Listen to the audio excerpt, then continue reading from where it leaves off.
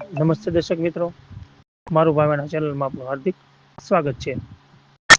Jetpur Junagadh road marketing yard પાછળના વિસ્તારમાં દીપડાના આટાફેરા જોવા મળ્યા.